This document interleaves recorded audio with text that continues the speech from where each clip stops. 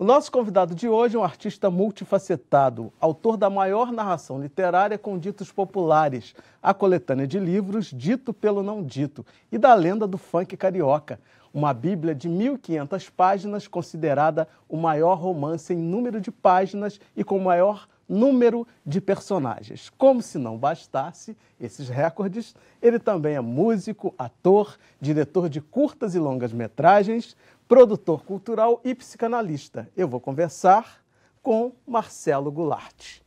Marcelo, prazer te receber aqui. Maravilha, Mas maravilha. É isso tudo mesmo? E mais um pouco. Você viu que eu fiquei até cansado durante a apresentação, né? Eu costumo brincar, eu digo o seguinte, é coisa de brasileiro, né? Eu costumo brincar, eu sou poeta, profeta, vidente, cartomante, trabalho com magia negra, trago o homem e a mulher amada num raio de 24 horas. Pode procurar que eu tô lá no livro dos recordes. Maravilhoso. Agora, diz uma coisa, como que você é de Madureira, né? Nascido em Madureira. Agora, em que momento que partiu esse seu interesse pela cultura popular, principalmente pelos ditos populares? O que te levou a escrever esse livro? Ou seja, era a intenção de atingir um recorde? Como é que foi? Não, é o seguinte, vamos começar pelo começo. Eu nasci em Madureira e me criei em Madureira até, e fiquei naquele circuito ali que nem a música do Arlindo Cruz, Cascadura, Varlô, Birajá, Penha. Eu fiquei ali até uns 12 anos de idade, depois me mudei para a Zona Oeste e tal, e depois fui morar na Zona Sul, fazer faculdade, estudar, depois volto para a Zona Oeste, um verdadeiro cigano. Uhum. Então é o seguinte, em nenhum momento da minha vida eu imaginei que eu fosse escrever livro, recorde, eu nem estava preocupado com isso. A verdade é que eu vinha... você queria ser exatamente? Então, é o seguinte, a princípio eu pensei em ser jogador de futebol, como qualquer menino da camada popular, ali da beira do morro, né, da onde eu morava. Então ser jogador de futebol era um fascínio para mim por causa do meu pai, que foi craque de futebol. E essa coisa do samba, porque eu fui criado ali, meu pai sambista, boêmio, então eu fui criado ali naquela coisa do Império, da Portela, então eu tinha essa relação ali com a boemia. Isso aí já estava no sangue, no DNA. Uhum. Mas quando eu fui fazer já uma carreira, surgiu para mim aos 15, 16 anos uma relação com as belas artes, então eu tinha que ter uma profissão e aí eu comecei com aquela coisa de escultura, modelagem. E aí, por intermédio de namorada, eu cheguei a curso de modelo, ao teatro. E aí, no teatro, eu descobri a música, o circo. Então, foi uma coisa assim que, por acaso... Você foi abraçando tudo. Eu fui abraçando. As pessoas falavam pra mim assim, não, cara, poxa, você é incrível, você tem humor, não, agora eu acho que você tem que fazer música. Pô, tá tendo vaga, vai abrir inscrição lá na escola de música, vamos lá. Então eu ia junto com a turma ali, que pra mim aquilo tudo era muito novo, porque na verdade, assim como qualquer outro brasileiro que vem da camada popular, repito até esse termo, meus pais são pessoas muito simples e meu pai, inclusive, é analfabeto. Então, assim, o sonho do meu pai é que eu, como qualquer pai, que fosse militar. Você estudasse. Que eu estudasse, fosse militar e que fosse um médico, alguma coisa ali para ter uma família, ter a vida comum. Em nenhum momento eu pensei em fazer uma carreira de âmbito cultural, artístico, em nenhum momento. Na escola, o meu rendimento não era bom porque eu gostava de coisas que não tinha muito a ver com o universo que eu estava inserido. Então eu não tinha um déficit de atenção, eu era uma pessoa assim que era muito humorista, eu era o humorista da turma. Fazia muita brincadeira, tinha uma relação, um âmbito de expressão muito grande, tinha muita amizade com as pessoas, mas eu não tinha essa coisa com a cultura. Então, de repente, foi ali entre os 15 anos, no processo meio que de separação dos meus pais, que eu me descobri no meio cultural e as pessoas me incentivando e ali surgiu, mas eu ainda não sabia. Só depois, já com 17, 18 anos, que veio a coisa já de escolher o que vai fazer, aí pensei numa faculdade de belas artes e tal. E onde entra a psicanálise nessa então, história? Primeiro eu fui pela arte, primeiro eu fui pela música, pelo teatro, aquela coisa, depois eu entrei no curso de História.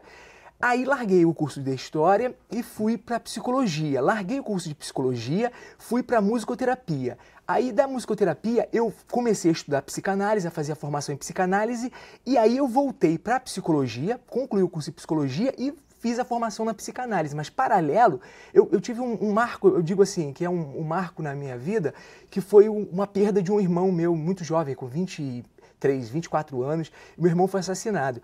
E ali é que eu meio que dei uma guinada em tudo e comecei. Muito cedo as pessoas falavam para mim sobre a questão de escrever, porque eu era muito... pô, poeta, filósofo, já tinha essa coisa tinha comigo. Essa coisa de já, da comunicação, já era pessoas, poeta. então. Eu já era poeta, mas eu me descobri mesmo poeta, foi um grupo de amigos que falaram para mim, não, cara, eu quero montar um grupo de poesia, eu quero que você seja o arauto do grupo. Ali é que eu vi a responsabilidade. Eu falei, não, cara, você é poeta, não tem que fazer parte do grupo. E eles eram bem mais velhos do que eu. E aí eu falei, poxa, foi aí que eu me descobri poeta. E a partir dali eu comecei Ou seja, a vida a escrever. foi te levando, foi me levando, foi natural. E você não foi dizendo não pra nada. Você foi, vem, vambora, vamos fazer. É porque eu acabei perlongando para tentar te responder mais detalhadamente. Só que essa coisa com o ditado popular foi que eu estava fazendo um curso e eu namorava uma menina e ela sempre tem, uma namorava alguém, tem essa coisa incrível. E eu escrevi um poema para ela e ela falou, poxa, é muito lindo, mas tem que estar com um dicionário imenso para entender. Pô, eu fiquei chateado, fui para casa e falei, agora também se eu vou escrever bobagem, coisa que qualquer nota. Aí comecei a escrever como se, a troco de nada, livre. Quando eu vi, exercício também, né? Claro. Você quando eu vi, eu estava conseguir fazer uma narrativa mais próximo do grande público, eu né? estava à vontade. Aí eu vi um amigo aqui falando uma coisa ou outra. Quando eu vi, eu estava colecionando os ditados, mas ainda estava muito submergido naquele vocabulário científico, naquela produção acadêmica. Era muito acadêmico, muito científico. E aí eu fui aquela angústia toda, né? Como eu disse, meu irmão tinha sido assassinado, eu voltei a ter contato. Nessa época eu estava morando no Leblon. E aí eu voltei a ter contato com a galera da Zona Oeste, que meu pai estava morando na Zona Oeste e tal, e meu irmão morava lá em Jacarepaguá. Nesse período estava morando na Curicica, na Merck ali. E aí voltei a ter contato com amigos de infância, isso já em Realengo também, e aí começou aquele processo e... Esse momento foi uma forma também de fazer as pazes com a origem, Sim, sei lá, de fundamental, retomar. foi fundamental, porque foi justamente aí, você tocou no ponto assim, sublime, porque foi justamente quando eu retomei que eu tinha aquele sentimento meio que salvar minha pele, eu vi aquela coisa, não, pô, o individualismo, né, de estudar, de repente eu vi que tudo aquilo que eu estudava, que eu pesquisava, que eu lia, era muito útil, era fundamental dentro de um circuito fechado, mas para viver junto de uma turbamulta mesmo, eu não precisava de nada daquilo. E aí eu vi e falei, quer saber? Vou seguir esse caminho e começaram os projetos sociais, aquela coisa toda. E de repente eu descobri o ditado popular sem saber o que fazer com ele. Comecei a colecionar, achei legal e não queria traduzir no sentido de decodificar. Eu queria criar alguma coisa sem saber o que ainda. Foi aí que começou. E aí surge... foram 10 anos de pesquisa. Esse livro. Para escrever o primeiro eu pesquisei uns 10 anos mais ou menos. Foram 10 anos? 10 anos, construindo. 10 anos. Foi uma loucura. Porque na época, essa coisa de internet, até hoje a minha fonte, assim, primária, por assim dizer, são os livros. Eu não sou muito, eu uso a internet e tudo mais, mas... Vamos ver um vídeo aqui pra gente. Tô até vendo, vão querer fazer minha caveira. Feliz de quem reconhece os seus próprios erros, eu estou falando de cadeira. Só porque eu caí na asneira de dizer que iria enforcar sexta-feira, encher a minha caveira, mas só falaram um monte de besteira pra botar lenha na fogueira. Esse povo não fede nem cheira, mas que doideira. Por pouco eu não vesti o pijama de madeira. Ainda bem que eu não sou de bobeira. Senão ia ser meu fim de carreira. Eu ia ter que dependurar a chuteira, mas tá assim, ó. Tá chovendo na horta. Acredite se quiser, mas pode acreditar, porque quem tá na chuva é pra se molhar. Ficar nesse chove, não molha, é que não dá. É chovendo molhado, então eu vou só ali, ó, molhar o biscoito e assunto encerrado. Abotoar o paletó? Cacilda, a vida é uma só. E isso é o ó do Borogodó, mas olha só. Quem tem carretel não perde a linha. Eu não prego sem estopa, eu não dou ponto sem nó. Quem dorme de favor não estica a perna. Agora eu vou matar 2 coelhos com uma cajazada só. O que é de gosto é regalo da vida. O que é de raça, lastra. Você foi tratado a paneló. Então, por hoje, é só.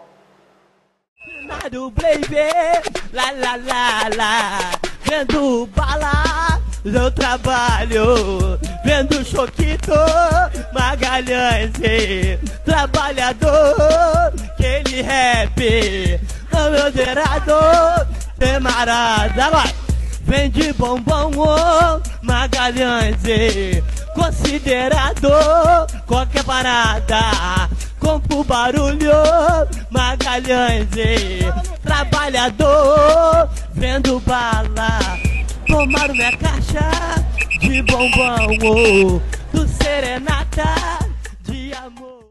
Então, a gente vai falar do funk daqui a pouco, mas eu queria saber como que foi o processo para você construir uma narrativa literária costurando esses ditados. Porque fica muito interessante o resultado final. O que acontece é o seguinte, eu lembro que nesse meu processo lá da turma lá da psicanálise, quando eu comecei a construir alguma coisinha, aí uma amiga minha, eu comecei com uma pesquisa, ela disse assim, é associação livre.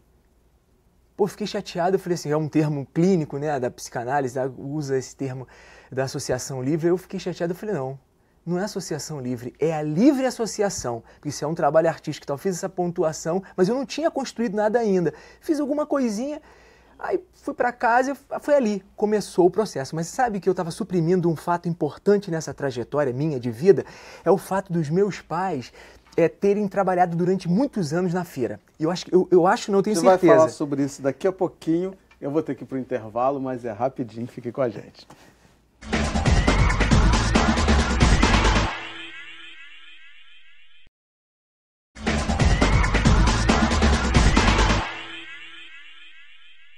Hoje eu estou conversando com o recordista mundial da literatura, o escritor, cineasta e psicanalista Marcelo Goulart.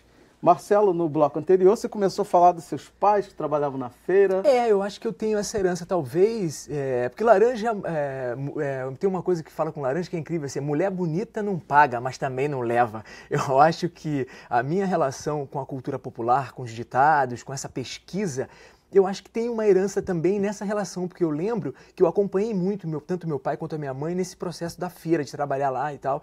Então, tem essa dinâmica toda da cultura popular, que eu acho que a feira é um lugar muito inspirador, e eu acho que é um dos elementos assim que contribuiu muito na minha formação, ter durante anos, trabalhado na Feira Livre.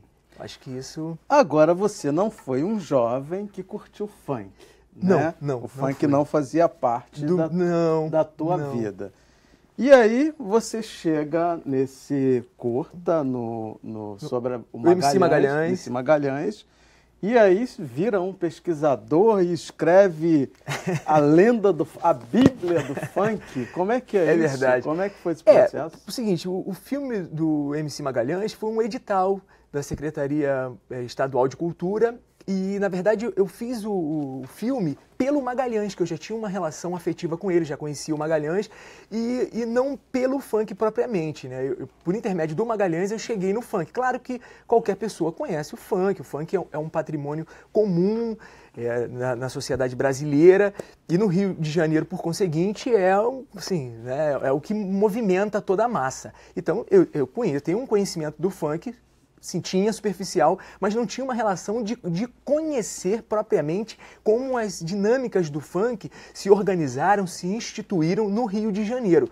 Porque, na verdade, o funk começa no Rio de Janeiro, nos anos 70, porque, na verdade, melhor ainda, o Brasil é o único país da América Latina a desenvolver essa linguagem musical que foi o movimento black. Só o Brasil desenvolveu isso. E o Rio de Janeiro iniciou esse processo e depois foi para São Paulo, foi para Minas Gerais, foi para o Espírito Santo, tomou conta do Brasil. Aí tem gente que diz, não, mas não começou no Rio de Janeiro, foi simultâneo. O registro que se tem é que o Rio de Janeiro encabeçou o movimento. A partir daí, claro que os jovens pretos do Brasil inteiro, não só preto, branco também, mas a grande turba-multa de frequentadores foram os pretos, porque foi um dispositivo de lazer, de cultura, de entretenimento, coisa que não existia. De resistência, sobretudo de resistência. Foi uma opção também de um encontro, porque, na verdade, o samba, que é a nossa identidade cultural no mundo, ele existe, está aí, a gente está agora com o centenário do samba, mas tinha uma turma que queria curtir uma coisa diferente. Então, o movimento black foi esse momento ali, né? Nem todo mundo era politizado, mas a sociedade brasileira te obrigava a um tipo de comportamento, que a gente vivia um período da ditadura militar. Então, mesmo que as pessoas, eu digo, a população de um modo geral não soubesse o que é ditadura militar, porque foi uma questão muito mais atravessada pela classe média, ela sofreu as consequências desse regime. Com Isso certeza, aí não tem jeito. Principalmente negro e pobre da periferia. Justamente. Mas... E é engraçado que essa coisa que o carioca tem, né, de transformar, né, de ressignificar, Então você vê, o funk americano, ele vem com uma proposta e com o decorrer do tempo, né, ele vai se transformando e hoje ele é uma música eletrônica brasileira, né? Que representa o Brasil no mundo também, é a música eletrônica brasileira de maior projeção, o funk.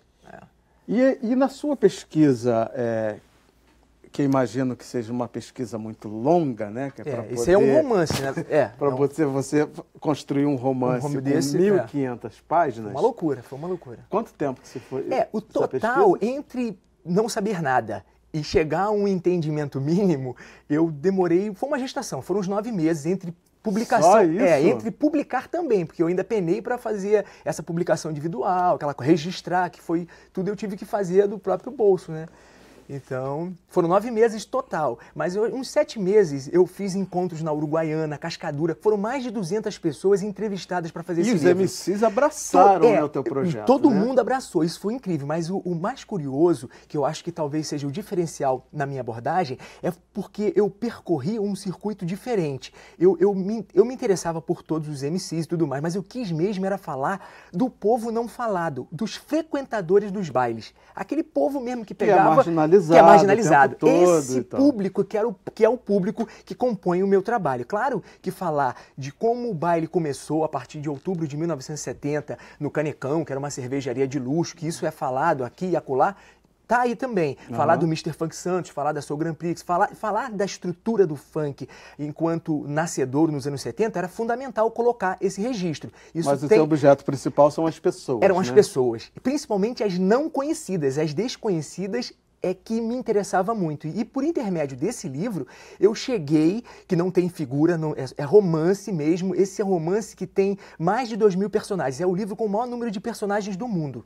É uma loucura. Esses personagens são reais. Fictícios, não, são reais? Os personagens são reais. Eu usei eu só mudei o nome de um ou de outro, porque senão esse livro é um dossiê. Então os grandes crimes, os grandes acontecimentos da história... Só me diz pra gente, como você faz muita coisa, e eu não quero ver se eu consigo explorar o máximo, só me diz uma coisa, uma história, algo que realmente te fascinou, que está nesse trabalho, que foi algo para você surpreendente. Olha, é o seguinte... Tudo que está aí é interessante porque aí remonta a história da pichação no Rio de Janeiro, aquele movimento de juventude que envolve pichação, torcida organizada, o surf de trem, que na verdade nos anos 80 ainda era o pingente. Então essas lendas urbanas, selecionar uma seria quase impossível, porque esse livro é composto das lendas urbanas. Todas essas lendas que circunvagam 4 décadas e meia, eu coloquei aí. Então foi assim um trabalho que eu até brinco, falo, eu não escrevi esse livro, eu psicografei, porque o tempo foi muito curto. Exatamente. E eu acabei até fazendo um livro, que é já um livro ilustrado, um livro de arte, que é a Enciclopédia do Funk. Eu escrevi o volume 1, que é sobre os anos 70, porque depois de escrever esse livro, eu vi que eu não tinha um material, romance esse é o primeiro, e sobre os anos 70 não existia nenhum livro que elucidasse... com uma certa didática e falasse também de outras partes da cidade, aí eu resolvi fazer um livro sobre os anos 70. Eu fiz o livro sobre o movimento Black, que é o primeiro volume, agora eu estou terminando o segundo volume, que é A Era das Melôs, que é sobre os anos 80. Agora você é uma máquina de produzir, né? Esse aqui é seu novo trabalho. Eu acabei de escrever o primeiro volume, é ambientado no Rio de Janeiro de 1818. É um romance, enlouquecedor. O que é exatamente esse romance? Esse romance ele começa com a destruição de um quilombo importante no Rio de Janeiro. Qual é o quilombo? Esse quilombo ele faz parte de uma paisagem, ele se encontra numa paisagem nos fundos da Bahia, no recôncavo da Guanabara. Esse romance é ambientado em Porto da Estrela. Isso em que época? 1818, início do século XIX. Foi um período assim... incrível. Então, agora o nome é bastante sugestivo, né? O Vão dos Livros. Porque o século XIX é um século de grande produção, porque representa a quebra da estrutura clássica da literatura e a gente entra num período que é o período de afirmação da nacionalidade, que é o período romântico. E o romantismo, ele permitiu uma imaginação, uma fluidez de produção que é muito rica de poesia. Porém, difícil é ver um preto naquela época escrevendo, principalmente na segunda metade do século XIX, registro de um preto escrevendo é complicado. A gente tem o Bacuaqua, que lançou um livro no Haiti, na segunda metade do século XIX, né? Então, assim, é um africano e é uma coisa difícil você ver brasileiro e mulher também. Foi na segunda metade do século XIX, se não me engano era do Maranhão, ela publicou um livro, era porque quem escrevia era creme de la creme. Entendeu? Era a alta aristocracia. Escrever, tanto que os pretos, eles, na condição de cativo, eles não podiam ler nem escrever, né? Os malês, por exemplo, eles eram alfabetizados. E não era típico do Rio de Janeiro, mas o Rio de Janeiro também recebeu. Mas alguns, eles tinham a escrita, tinham uma cultura, e essa cultura foi suprimida, essa cultura foi sufocada, porque a estrutura predominante eurocêntrica era do alfa, beta e gama, ou seja, do alfabeto grego, né? Por isso que quem não sabe alfa, nem beta, nem gama é analfabeto. Ou seja, não sabia ler. Não sabia ler nem escrever dentro da estrutura eurocêntrica, mas a cultura estava ali presente, produzindo, e tudo que a gente tem de mais rico no Brasil, e esse período, eu acho que esse livro me chama a atenção, porque é justamente um Rio de Janeiro do batuque, é um Rio de Janeiro da modinha, é um Rio de Janeiro do lundu, é um Rio de Janeiro de Domingos Caldas Barbosa, é um Rio de Janeiro de Joaquim Manuel da Câmara, ou seja, personagens que nunca estiveram num plano, num protagonismo, né? Então, geralmente, quando se fala desse período, se fala dos grandes, dos medalhões. E eu peguei esses medalhões, não posso dizer que eles não existiram, fazem parte, mas eles estão nesse romance num segundo plano. Aí o que me interessa é justamente uma história não contada, é justamente aquele que construiu a história do país culturalmente. Que está no vão dos livros. E está no vão dos livros. Tem mais um vídeo aqui seu? Vamos dar uma olhada.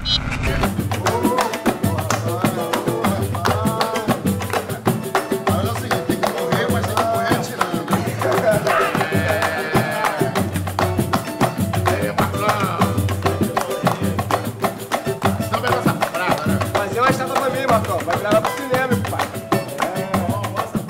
Em 1700 não havia luz. Os fazendeiros eram pessoas de dinheiro, de requinte, de viver. Eles viram que os negros tinham queda para a música, então eles fazem que os negros aprendam música, aprendam a tocar instrumentos, para que possam divertir os seus senhores, né? Não podiam ler e escrever, mas eles tinham que aprender música.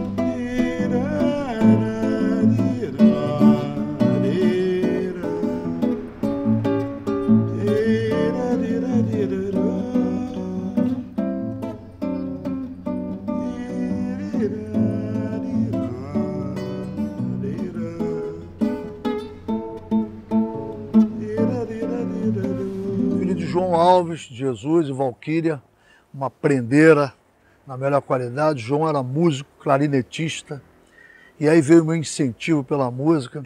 Fugiu ao tom! Ah, nem sabia o que era isso, tadinho de mim, mas ele era muito severo. Aí Valquíria falava lá da coisa: ô João, devagar com ele, tá?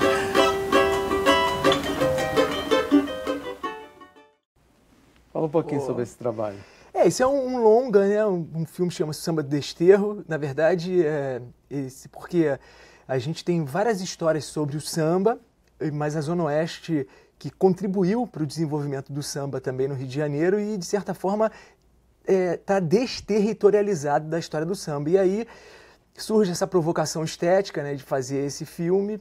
A gente está num processo, né, de captação, de recursos para... A gente que tem um sonho de lançar antes do Carnaval agora de 2018, mas não sei não, porque eu estou com outro longa, com tudo pronto para lançar em dezembro e a gente está vendo como é que está o país aí, né? Mas agora, o sonho permanece. Mas aonde que você arranja fôlego para fazer tanta coisa, para escrever...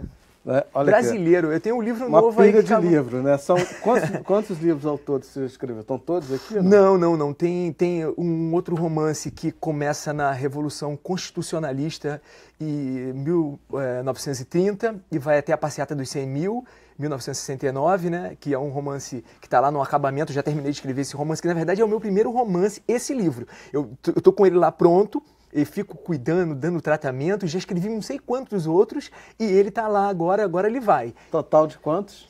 Olha, romance, eu tenho esse que tem 1.500 páginas, que eu já consegui publicar o primeiro volume, né, que saiu com 300 páginas. Então, tem esse romance, A Lenda do Funk Carioca, com 1.500 páginas. Tem o vão dos livros, primeiro volume, estou na metade do segundo volume. Estou com um outro lá que é o Bem-vindo. Não conseguiu contar ainda, é isso? Tem é uma loucura, loucura. Olha, muitíssimo obrigado por estar aqui, muitíssimo obrigado por estar aí registrando e trazendo à luz personagens que são marginalizados e que são invisíveis na história. Muito obrigado por estar construindo, por estar ressignificando a nossa história. Pô, maravilha. É um compromisso que eu tenho porque é a minha história também.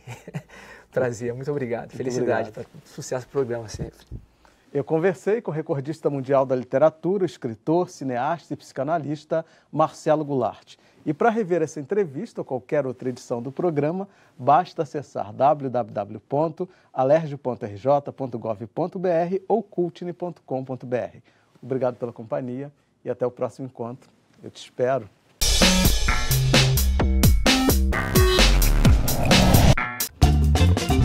A situação de dominação ideal é aquela em que o dominado aceita a dominação, aceita a sua inferiorização. E, infelizmente, no Brasil nós temos muito isso.